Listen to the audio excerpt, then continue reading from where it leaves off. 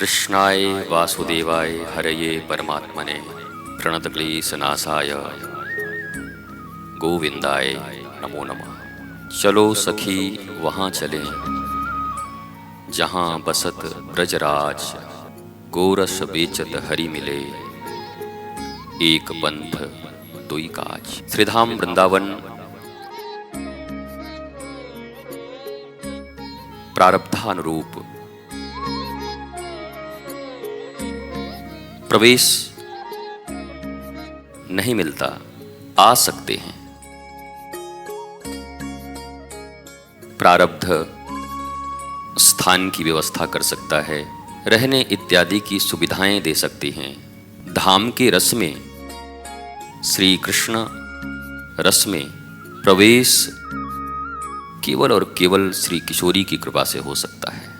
प्रारब्ध संसाधन जुटा सकते हैं, आप आ जाएंगे, रह लेंगे, परंतु श्री कृष्ण के रस में डूबना हो, वृंदावन धाम के रस में डूबना हो, तो केवल और केवल किशोरी जी की कृपा, क्योंकि किशोरी जी गुरु रूप में यहाँ रहती। महाराष्ट्र में श्री कृष्ण की भी गुरु किशोरी जी है, महाभाव स्वरूपा।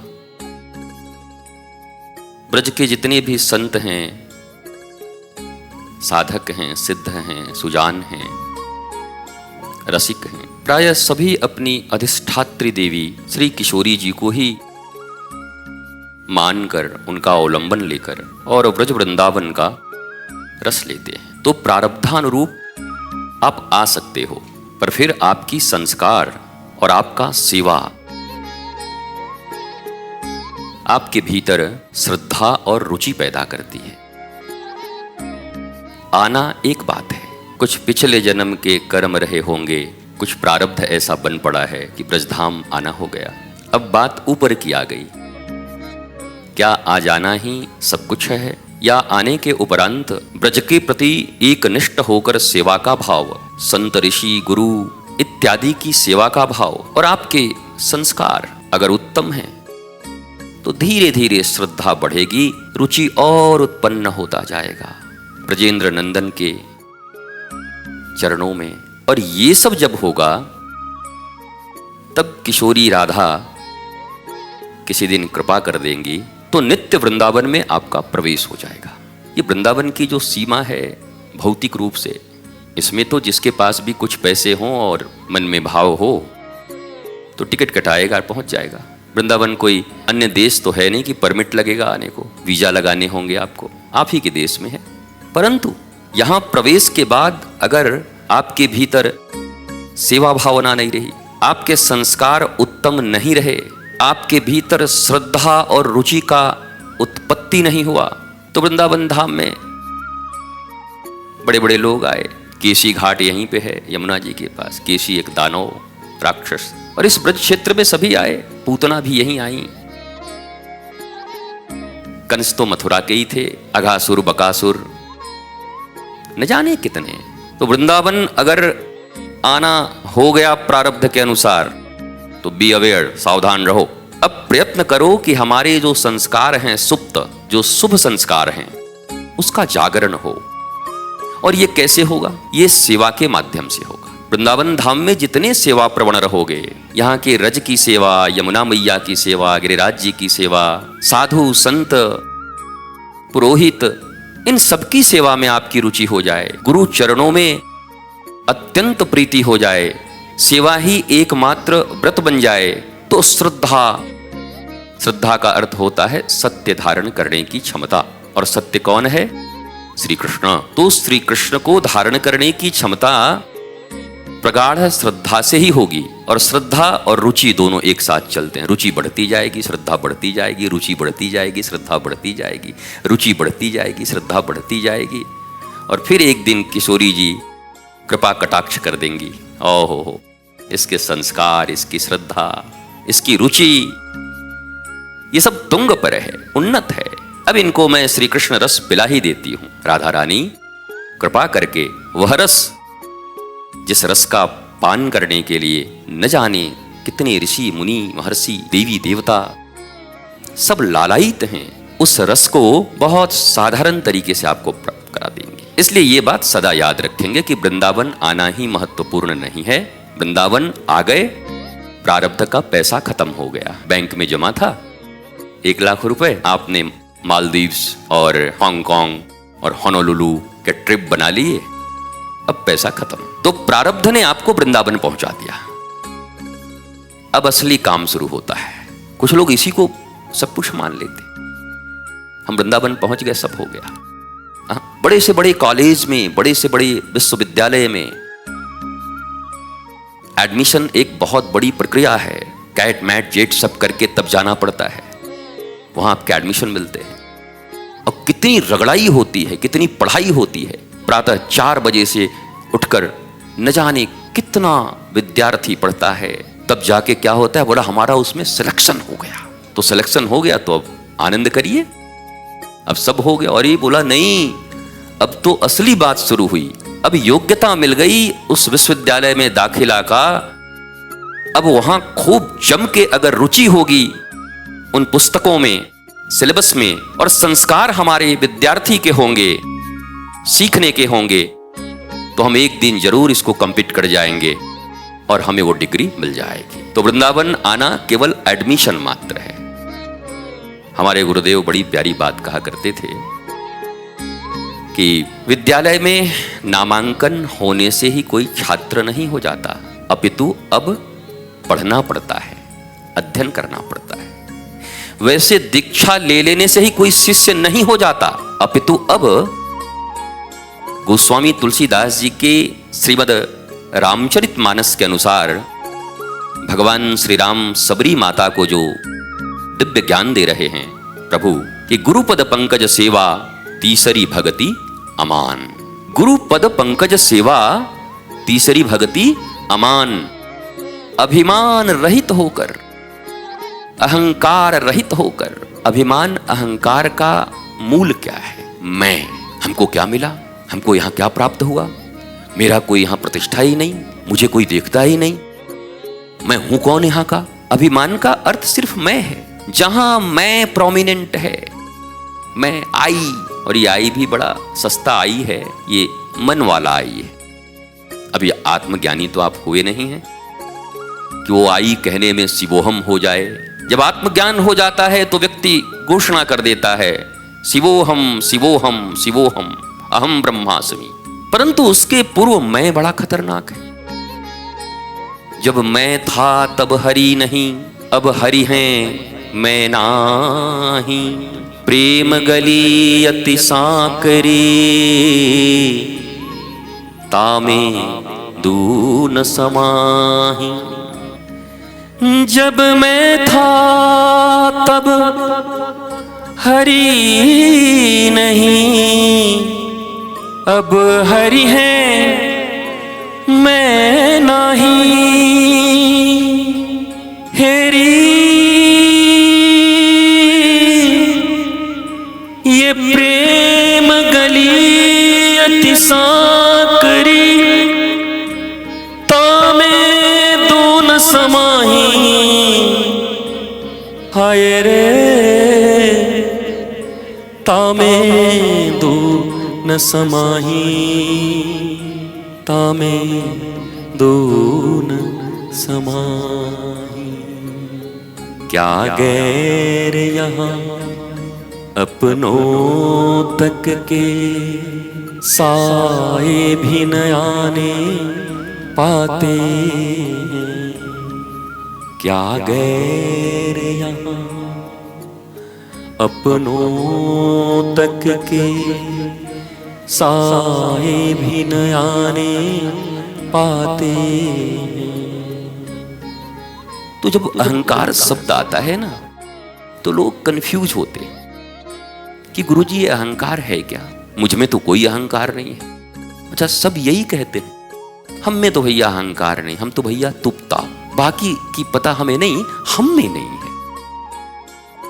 जब ये आप बोल रहे होते हैं कि मुझ में अहंकार नहीं है, तो यह मैं बोलना ही अहंकार है कि मुझ में अहंकार नहीं है। काम, क्रोध, मद, मोह, लोभ, मात्सर्य, ये 6 ऐसी वृत्तियां हैं जो प्रत्येक मनुष्य को, जीव को भगवान इस पृथ्वी पर आते समय गिफ्ट के रूप में देके भेजते, और आपने घोषणा कर दिया कि मुझ में तो है ही नहीं। गुरुजी सब है लेकिन मुझ में लोभ नहीं है। झूठ बोलते हो जी। गुरुजी बाकी लोग मुझ पर क्रोध करते, मुझ में क्रोध नहीं है। अच्छा, ये 6 की 6 वृत्तियां हमारे भीतर हैं, सबके भीतर, इसलिए निराश भी मत होइएगा, स्वीकार करिए। कबीरदास जी कितनी प्यारी बात कहते हैं कि छुटकारा तभी है जब इस अवतार में गुरु का अवलंबन कर लोगे। मनुष्य शरीर को अवतार बताया, ये मनुष्य शरीर अवतार के रूप में मिला है। हरि कृपा तब जानिए जब दीन मनुज अवतार, और गुरु कृपा तब जानिए जब छुड़ा देवे ये झूठा संसार। सच्चा संसार नहीं। संसार छोड़ने का अर्थ लोग समझते हैं कि पत्नी छुड़ाएगा क्या, पति छुड़ाएगा क्या, भाई छुड़ाएगा क्या, माता पिता छुड़ाएगा क्या, बाजार छुड़ा देगा, मकान छुड़ा देगा, दुकान छुड़ा देगा। कुछ नहीं भैया, जब छुड़ा देवे झूठा संसार, ये जो एक फेक वर्ल्ड बना रखा है आपने, उस माया से निवृत्ति हो जाएगी। माया जिसको नचाए उसे जीवात्मा कहते हैं, और माया को जो पार कर जाए उसे महात्मा कहते हैं, और माया को जो अपनी उंगलियों पर नचाए उसे परमात्मा कहते हैं। हम जीव कोटि के लोग हैं, माया हमको नचा रही है, तो क्या करें? बोला माया का लंघन जिन्होंने कर लिया हो, ऐसे किसी सतपुरुष का अगर अवलंबन कर लेते हैं, महापुरुष का अवलंबन कर लेते हैं, तब क्या होगा? बोला माया से हमारी पहचान करा देंगे। अंधेरे में सांप को रस्सी समझकर तभी तक पकड़ा जा सकता है जब तक लाइट नहीं आई। आप गए, आपने यहां रात में रस्सी रखी थी और वो रस्सी कोई हटा दिया संध्या को, और वहां सांप पड़ा है एक। आप तो आए कि रस्सी मेरी यहां पर है, पकड़ा आपने। अच्छा, रस्सी थोड़ी मोटी है और गीली भी थी, आपको पता है गीली है, तो सांप भी पकड़ा तो आपको गीला गीला लगा, और उसी समय लाइट फक से आ गई। देखा, हे भगवान बचे, अभी तो जान ही चला जाता। रस्सी समझ के सांप पकड़ लिया। तो ऐसे ही ज्ञान का प्रकाश जब किसी सद्गुरु के द्वारा आप ग्रहण करने को उत्सुक होते हैं, आपकी श्रद्धा होती, कोई गुरु किसी को ज्ञान नहीं दे सकता। It's quite impossible. दिया वो जाता है जो तुम्हारे भीतर न हो, और तुम ईश्वर अंश जीव अविनाशी चेतन अमल सहज सुख राशि, तुम तो उन्हीं के अंश हो, और वो सर्वज्ञ हैं। तो जब उन्हीं के अंश हो, मिस्री का इतना बड़ा ढेला या इतनी छोटी टुकड़ा, दोनों में मिठास वही रहेगा, तुम में भी वही है। पर हां, माया के धुआं से, माया के डस्ट से वो ढक गया है।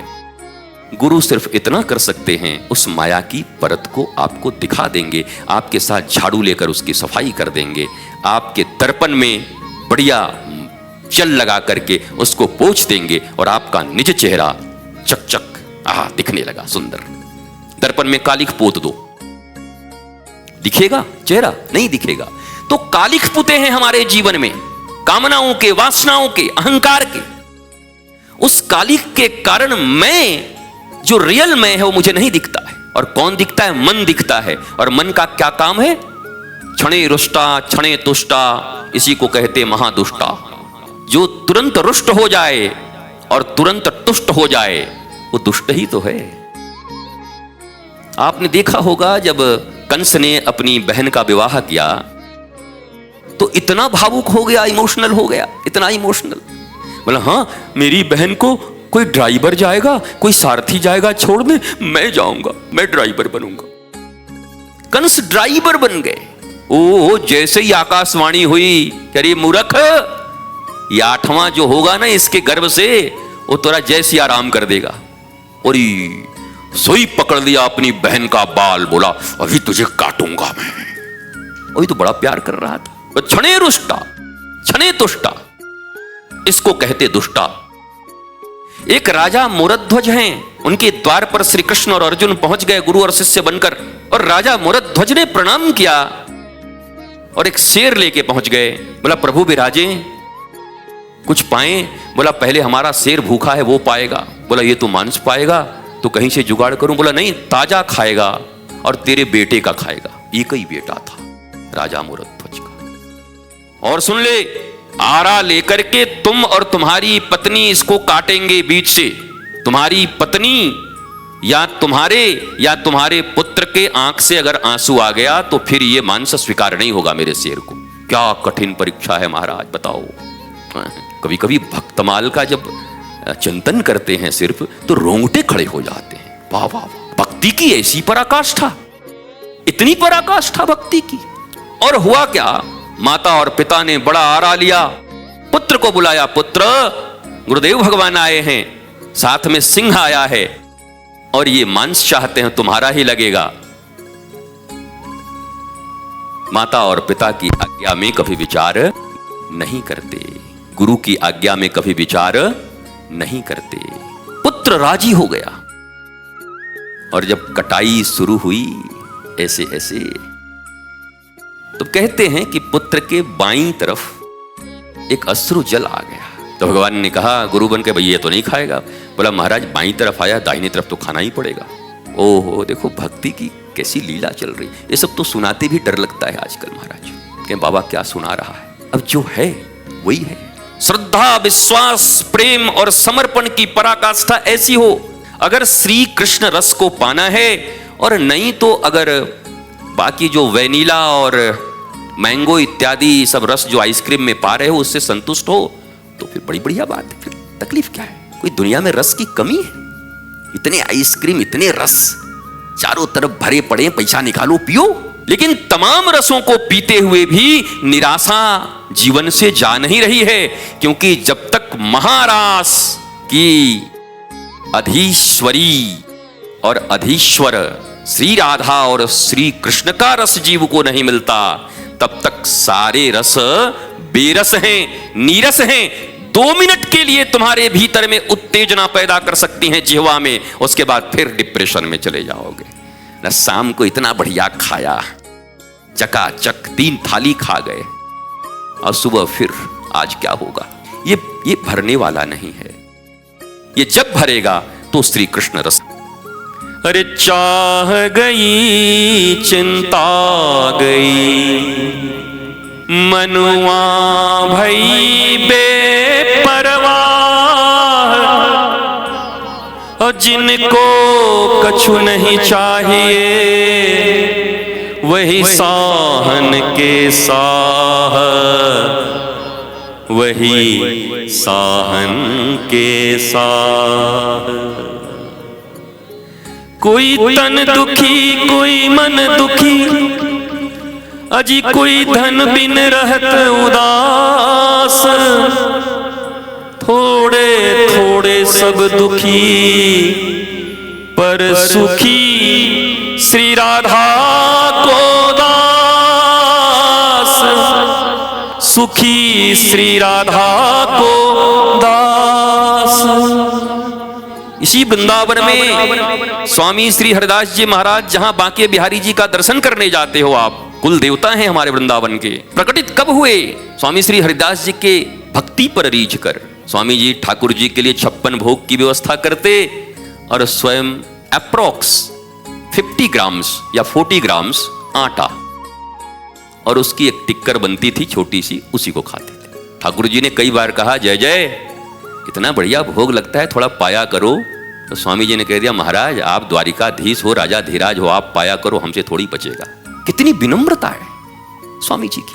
आज हम लाखों लोग जा रहे हैं। मजे की बात देखो, जो श्री बांके बिहारी का प्राकट्य ऐसे स्वामी जी के द्वारा है, जो केवल 50 ग्राम आटे का एक टिक्कर खा के रहते, उन्हीं बिहारी जी के आसपास में दे रबड़ी, दे रसमलाई, मोटा मोटा वो क्या बोलते हैं, ऐसा कोई सगा नहीं जिसको हमने ठगा नहीं, समोसे का साइज इतना बड़ा, लौंग लते का साइज इतना बड़ा। महाराज बाजार न हो तो कोई दर्शन करने न जाए ठीक से। साधु जाएंगे, संत जाएंगे, साधक जाएंगे, उनको किसी चीज से मतलब नहीं, पर इतनी भीड़ जो देखते हो, सारा अगर 5 किलोमीटर तक बाजार हटा दिया जाए तो बिहारी जी भी बाहर निकल के आएंगे, के बाजार लगा, ये सब भाग गए। हम सोचते थे हमारे पास आते, वही छोटे छोटे सामान मिल रहे हैं, ये बाजार लगा हुआ है, और दर्शन करके और बाहर निकल के जब लस्सी पीते तो आनंद आ गया। ऐसा लस्सी, ऐसा नहीं कहा कि ऐसे बिहारी जी को कहीं देखा नहीं। और उनसे तो पूछ दो कि आज बिहारी जी का वस्त्र कैसा, तो बोलेंगे वो हमको क्या पता है, लस्सी में मिश्री बढ़िया था, क्योंकि जिह्वा के स्वाद तक ही सीमा है और उस अनंत रस को पाने के लिए इन सब स्वादों का त्याग नहीं करना होता, वरन छूट जाता है। महावीर ने कपड़ा छोड़ा, कपड़ा छोड़ के कितने लोग महावीर बने मुझे आज तक पता नहीं, पर जिनका छूट गया वो महावीर हो गए। इसलिए इतना ही निवेदन है आपसे, आप सबको वृंदावन में एंट्री मिली है, प्रवेश नहीं। फिर कह पैसा था आ गए, पैसा था होटल में रह गए, पैसा था खा पी लिए घूम लिए हो, पैसा है किराए पे लेके कहीं रह रहे हो, पैसा है घर बना के भी रह रहे हो, पर श्री कृष्ण रस में प्रवेश केवल किशोरी जी की कृपा से होगी। और किशोरी जी की कृपा उसी को मिलेगी जिसका श्रद्धा, जिसकी रुचि, जिसके संस्कार और जिसकी सेवा प्रबल होंगे। इन चीजों पर परिश्रम करना, संस्कार जागृत रहें, सेवा निरंतर तुम्हारे हाथों से, मन से, चित्त से होती रहे, श्रद्धा हटने न पाए। न हटने पाए मतलब सत्य से पांव विचलित न होने पाए। सत्य धारण, श्रद्धा का अर्थ क्या है? गुरुजी ये बड़े श्रद्धालु हैं। काई बात के श्रद्धालु हैं भैया? किस बात के? सत्य को धारण करने की क्षमता है, वो इतना बड़ा श्रद्धालु है। जो सत्य से चिढ़ जाए, जो सत्य से मुंह फुला ले, सत्य आते ही जिसके कदम इधर उधर बहकने लगे, सत्य सुनते ही जिसको बर्दाश्त न हो, और वो भी कहे हम श्रद्धालु। तो भारत ने शब्दों की मर्यादाएं खोई हैं। करोड़ों की भीड़ को कह दिया जाता है करोड़ों श्रद्धालुओं ने डुबकी लगाए। बाप भैया, श्रद्धालु का पोस्टमार्टम कर दिया श्रद्धा का। इतने बड़े आप व्याकरणाचार्य, इतने बड़े विद्वान हो गया। पेपर ने छाप दिया, करोड़ों श्रद्धालुओं ने डुबकी लगाया। उन करोड़ों श्रद्धालुओं में 1 लाख पॉकेट मार भी थे। संगम में आते हैं इसीलिए कि साल भर उनका मामला फिट हो बैठ जाए। तो श्रद्धालु का अर्थ है सत्य धारण करने की राजा मूरध्वज की तरह क्षमता जिसके भीतर में हो। और वही मांस दिया गया, आधा मांस सिंह को, और अब बिठाया गया भगवान श्री कृष्ण और अर्जुन को। और ये हुआ इसलिए था कि अर्जुन को अहंकार हो गया था, ये भगवान का मुझसे बड़ा भगत अब दुनिया में कोई नहीं, मैं ही अर्जुन हूं, मैंने ही महाभारत जीता है। भगवान ने कहा चल तुझे दिखाता हूं एक जगह श्रद्धा और भक्ति कैसी होती है। तेरा तो पुत्र मारा गया था अभिमन्यु, तो कितने उल्टे पुल्टे मुझे बोलना प्रारंभ कर दिया था तू। अभिमन्यु के मारे जाने के बाद अर्जुन ने भी उल्टे पुल्टे बोले थे भगवान को, भीम इत्यादि तो बोले ही थे।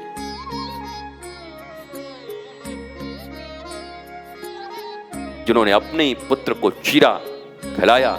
और अब गुरुजी ने लीला की। गुरुजी कृष्णम वंदे जगत गुरुम है, कोई साधारण थोड़ी है। हमारा बंसी वाला, टेढ़ी टांग वाला, 3 जगह से टेढ़ा है ठाकुर हमारा। तो अब टेढ़े ठाकुर ने कहा कि भैया जाओ वो बच्चे को बुला के ले आओ, वो भी खाएगा। भाई इतने में तो मैया बाबा को कम से कम आप ड्रामा मत करिए महाराज जी, एक तो कटवा दिए, ऊपर से कह रहे हैं बेटा बुलाओ। कहां से बुलाऊं? हमारे तुम्हारे जैसे लोग होते तो क्या कहते? महाराज जी इतना ड्रामा मत करिए, बेटा कटवा दिए और अब कह रहे हैं बुलाओ खाने के लिए। कहां से बुलाऊं? जो आधा भाग बचा हुआ था उस आधे भाग को। लेकिन श्रद्धालु और विश्वासी कैसे हैं राजा मूरध्वज? गुरुदेव ने कहा है बुला के लाओ, तो आधी जो बॉडी पड़ी हुई थी जाकर के कहा पुत्र गुरुदेव भगवान बुला रहे हैं, और लिखा हुआ है और कह रहे हैं कि पुत्र उठा और आकर भगवान के बगल में बैठ गया और सब एक साथ प्रसाद पा रहे हैं। विश्वास की कितनी बड़ी महिमा है, श्रद्धा की कितनी बड़ी महिमा है। और अर्जुन लज्जित हो गया, पानी पानी हो गया। ओ हम तो बड़े भगत बन रहे थे प्रभु, गीता सुनने के बाद तो हम मुंह ऐसे कर लिए थे कि है दुनिया में कोई अर्जुन जैसा। हमने पूरी गीता सुनी है, पर महाराज आपके तो 1 से 1 भक्त हैं। अकबर के पास 9 रत्न थे, आपके पास तो रत्न ही रत्न है महाराज। कहां किस जगह आपके रत्न छुपे हैं कुछ खबर नहीं। इसी वृंदावन धाम में कहां कहां भक्त छुपे हैं, कहां कहां साधु छुपे हैं, कहां कहां संत छुपे हैं जिनको कोई नहीं जानता, कोई उनका नाम तक नहीं जानता। बिरले लोग दर्शन भी पाए होंगे। ऐसे ऐसे साधु, ऐसे ऐसे संत, ऐसे ऐसे साधक, ऐसे ऐसे सिद्ध, ऐसे ऐसे सुजान, सभी हमारी तरह इंटरनेट पे आके फेमस नहीं हुए हैं। कितने बैठे हैं, कितने श्री कृष्ण रस का पान कर रहे हैं, श्री राधा आह्लाद में डूबे हुए हैं। हा राधा, हा राधा, हा कृष्ण, हा गोविंद। कितने विद्वान 18,000 श्लोकों को याद करके इसी वृंदावन में बैठे हैं, कोई जानता तक नहीं। तो हमारे जैसे 2-4 श्लोक याद करके फिर लाखों लोग हमको जान गए। अब यह भी ठाकुर की ही कृपा है। ठाकुर जिसको प्रकाशित करना चाहते हैं उसको प्रकाशित कर देते हैं। ठाकुर से जो ये कहता है ठाकुर जी बस आपके रस में डूबना है, प्रकाश न होने पाए, तो ठाकुर जी उनको छुपा के रख लेते हैं। हाँ, पर ठाकुर जी छलिया हैं। कभी कभी कोई भक्त कहे मुझे प्रकाशित मत करना, प्रहलाद ने कहा था मुझे प्रकाशित मत करना, वो ऐसा प्रकाश करवाया कि सारी दुनिया प्रहलाद प्रहलाद रट रही। प्रहलाद के ऊपर हो रहे थे अत्याचार, सारी दुनिया गाली दे रही थी कि और गुरु गुरु करो, नारद गुरु बनाओ, नारायण नारायण रटो, मरो, भोजन भी नहीं मिल रहा है। और प्रहलाद चुपचाप अपने गुरुदेव भगवान के ऊपर, अपनी मां के ऊपर और अपने नारायण के ऊपर उनका अटूट विश्वास था। मां कयाधु, पूर्ण विश्वास प्रहलाद जी का, मेरी मैया ने जो किया है वो सही किया है। नारद हमारे गुरुदेव और नारायण पर उनकी पूर्ण निष्ठा, अनंत अत्याचार उनके ऊपर होते और समस्त अत्याचारों को कृपा के रूप में देखते। और एक दिन जब गोद में बिठा लिया नरसिंह भगवान ने, तो फिर सारा जगत में प्रहलाद का प्रकाश हो गया। और नरसिंह भगवान रोते हुए, रो रहे हैं नरसिंह भगवान, रो के प्रहलाद को चाट रहे हैं, सिंह है ना, अपने जीभ से, ऐसे जैसे गैया चाटती अपने बच्चे को। बोला अरे प्रहलाद क्षमा करना, आने में देरी हो गई, पर मैं चाहता था तेरा प्रकाश हो जाए, सारा जगत जान जाए कि असुर के घर में भी भगवान का सबसे बड़ा भक्त पैदा हो सकता है अगर गुरु और माता की कृपा बनी रही उस बालक के ऊपर, और नारायण के प्रति उसके भीतर निष्ठा हो तो वो महान भक्त बन सकता है। तुझे प्रकाशित करवाने के लिए आने में देरी हो गई। प्रहलाद बोले महाराज आप बड़े छलिया हो, कब किसको प्रकाशित कर दो तो कोई नहीं कह सकता। तो मेरे भाई बहन, प्रचार प्रसार से ज्यादा अपनी भक्ति पर ध्यान दो, अपनी श्रद्धा पर ध्यान दो, आनंदित रहो, प्रसन्न रहो, कर्म करते रहो, सत्कर्म करते रहो, नाम का प्रचार करो, कृष्ण का प्रचार करो, राधा नाम द्वार द्वार तक पहुंचाओ, और तुलना मत करो किसी का किसी से। जो गुप्त हैं वह भी ठाकुर की इच्छा से हैं, और जो नारद हैं हाथों में वीणा लेकर के पूरे दुनिया में घूमते रहते हैं, ब्रह्मांड में, अभी स्वर्ग अभी नरक, अभी पृथ्वी अभी वहां घूमते रहते हैं। तो क्या कहोगे, नारद जी अपने प्रचार करवाते? भगवत इच्छा, नारद जी को प्रचार करने का जिम्मा दिया, हर जगह नारायण नारायण करो। तो वहीं हिमालय की कंदराओं में बैठ करके कोई हरिनाम कर रहा है, कोई वृंदा विपिन में बैठ करके राधा राधा पुकार रहा है। तुलना किसी का किसी से नहीं है, तुलना मूर्ख लोग करते हैं। हरि अनंत हैं और हरि के अनंत कार्य हैं। हरि अपना कार्य किससे किस रूप में कराना चाहते हैं वो हरि के ऊपर छोड़ दो, श्री कृष्ण के ऊपर छोड़ दो। तुम तो बस उपकरण बन जाओ, उपकरण बन जाओ। जैसे रामकृष्ण कहा करते थे, परमहंस ठाकुर कहा करते थे, हे माँ आमी यंत्र तुमी यंत्री, मैं यंत्र हूं तुम यंत्री हो, मुझे चलाने वाली, वैसे तुम यंत्र बन जाओ, ठाकुर के यंत्र बन जाओ। अंतिम बात, भक्त का ये लक्षण होना चाहिए, ठाकुर जी से और अपने गुरु जी से कह दो कि हे ठाकुर जी, हे गुरु जी, कभी कभी आपको भी तो क्रोध इत्यादि आता होगा, कभी कभी आपका मन करता होगा किसी को तड़तड़ाऊं या किसी को पकड़ के ऐसे घुमाऊं, तो महाराज कहाँ जाओगे, कहाँ ढूंढोगे? दास को याद कर लेना, हमको बड़ा आनंद है आप पकड़ के ऐसे घुमाओगे। शिष्य वही जो गुरु को यह कह सके कि मैं प्रस्तुत हूं, आप जितना शासन कर सकते हो मेरे नाथ मेरे ऊपर करो, अपना संपूर्ण शासन मेरे ऊपर करो। ये शिष्यता है, जो शासन करने को स्वयं को प्रस्तुत कर देता अपने गुरु के सामने, वही शिष्य है। अब शिष्य ही गुरु के ऊपर शासन करने लगे, महाराज जी ऐसे नहीं होगा, है महाराज जी ऐसे आप बिल्कुल गड़बड़ कर रहे हैं, महाराज जी ये नहीं चलेगा, प्रार्थना में आओ हम सिनेमा जाएंगे, आओ सिनेमा देखो अब हम प्रार्थना करेंगे। माने उल्टा ही चले सब समय जो, तो वो तो शासन को राजी ही नहीं, और जब राजी नहीं है तो शिष्यता उसको प्राप्त हो भी नहीं सकती है। ये दीक्षा लेने से कोई शिष्य फिष्य नहीं होता, और ये सब कर लेने से ये जो थोड़े बहुत हैं वो ओम विष्णु ओम विष्णु ओम विष्णु कर देने से कोई शिष्यता नहीं मिलती। आप याद रखिए, शिष्यता एक ऐसा दुर्लभ भाव है जब कोई हृदय से अपने श्रेष्ठ के सामने खड़े होकर और मन ही मन ये निवेदन कर देता है, प्रभु संपूर्ण शासन करना, श्री कृष्ण रस इसी भौतिक शरीर से इसी मानव जीवन में पिला देना नाथ, मैं प्रस्तुत हूं आपके सामने। जो ये याचना करता है मुझ पर शासन करो, पर 99% मेरे भैया ऐसे लोग हैं जो आके कहते हैं गुरुजी शासन आप ज्यादा करते हैं, इतनी कड़ाई नहीं चलेगी। अच्छा, शिष्य उसी का नाम है जो कहे शासन करो, और 99% कहते शासन मत करो। तब कहाँ रिश्ता रहा गुरु शिष्य का? तो ठीक है, चल रहा है, इतनी दीक्षा हो गई, इतने चेले हो गए, इतने झमेले हो गए। वो चेला नहीं है, झमेला है, रेलम लेला है। शिष्य तो वही है जो सदा शांत भाव से उनकी हर चीज में कृपा देखने का प्रयत्न करे। और प्रयत्न क्या करे? है ही प्रयत्न करना है, कोई झूठा प्रयत्न करना है कि देखो जी मैं इतना महान हूं कि गुरुजी ना मेरे ऊपर कुछ भी शासन करते हैं, मैं उनकी कृपा देखने का प्रयत्न करता हूं। बारे महान आदमी, दुनिया का पहला महान आदमी मिला है। इसमें कोई प्रयत्न करना नहीं है, ही यही सत्य है।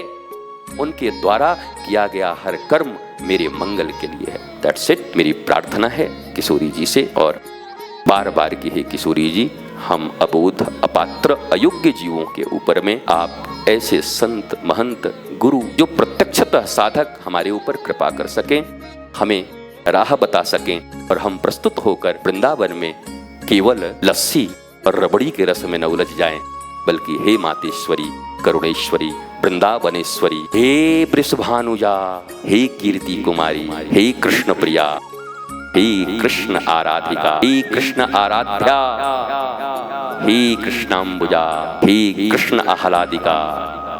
बस आपसे इतना ही प्रार्थना है मेरी माँ कि मुझ पर भी कोई शासन करने वाला भेज दे जो हमको ठीक ठीक श्री कृष्ण के मार्ग पर ले जाए, और ये सब रबड़ी चटनी से हम कृष्ण रस तक पहुंच जाए। ये यात्रा है। आप सबको शुभकामना कि वृंदावन के रबड़ी, वृंदावन के दुग्ध, वृंदावन के समोसे, वृंदावन के कचौड़े पकौड़े से यात्रा कृष्ण रस तक हो जाए, कृष्ण लड्डू तक हो जाए, कृष्ण नाम रबड़ी तक हो जाए, वहां तक की यात्रा हमारी सफल हो जाए। इसी शुभकामना के साथ आज के इस सत्संग सत्र का विश्राम देता हूं।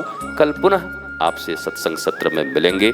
आनंदित रहिए, आह्लादित रहिए।